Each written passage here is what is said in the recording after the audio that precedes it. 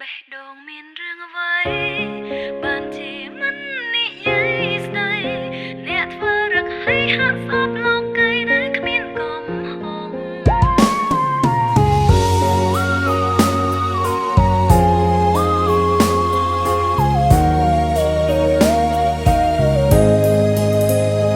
មានរឿងអ្វី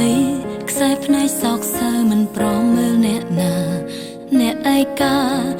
ឬក៏អ្នកមិនព្រមទទួលយកមិត្តលាក់រឿងអ្វីក្នុងចិត្តធ្វើមកគួរអាណិតចាត់ទុកខ្ញុំ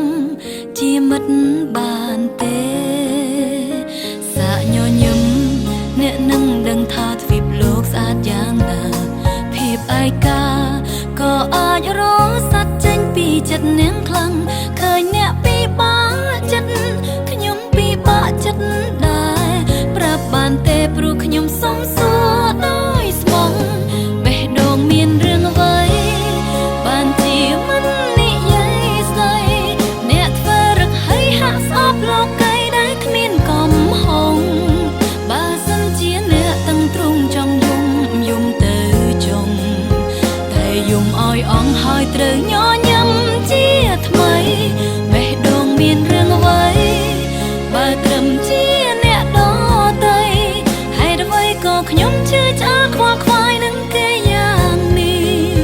សូមទោសផងបើរំខានបើខ្ញុំនេះតាំងខ្លួនចេញបេះដូងខ្ញុំនេះគ្រាន់ចង់ឲ្យអ្នកសប្បាយចិត្តមិនគិតអ្វីលើនឹងឡើ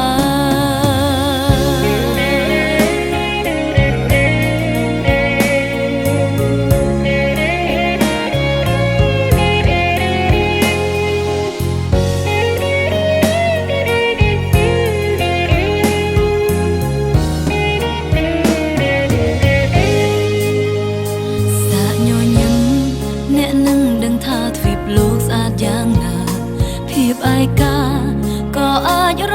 ស័ព្ទចេញពីចិត្តអ្នកខ្លាំងឃើញអ្នកពិបាកចិត្តខ្ញុំពិបាកចិត្តដែរប្រាប់បានទេព្រោះខ្ញុំសុំសួរដោយស្មងបេះដូងមានរឿងអ្វីបានជាមិននិយាយស្ដី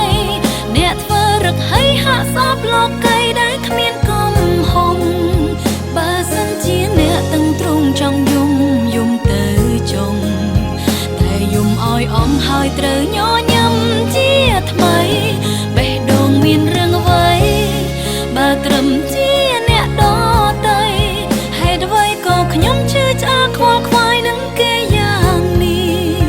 សូមទោសផងបើរំខានបើខ្ញុំនេះតាំងខ្លួនចេញបេះដូងខ្ញុំនេះគ្រាន់ចង់ឲ្យអ្នកសប្បាយចិត្តមិនគិតអ្វីលើនឹងឡើយបេះដូងមានរឿងអ្វីបានជាមិននិយាយស្ដីអ្នកធ្វើរឹកឲ្យហាក់ស្អប់លោកីដែលគ្មានកំហុសបើសិនជាអ្នកតឹងទ្រូងចង់យំទៅចោលតែយំឲ្យអង្ហើយត្រូវញញឹមជាថ្មីបេះដូងមានរឿងអ្វីបើត្រឹមជាអ្នកដទៃហេតុអ្វីក៏ខ្ញុំជឿឆ្អាលខ្វល់ខ្វាយនឹងគេយ៉ាងនេះសូមទោសផងបើរំខានបើខ្ញុំនេះតាំងខ្លួនចេញបេះដូងខ្ញុំនេះគ្រាន់ចង់ឲ្យអ្នកសប្បាយចិត្តមិនគិតអ្វីលើនឹងឡើយបេះដូង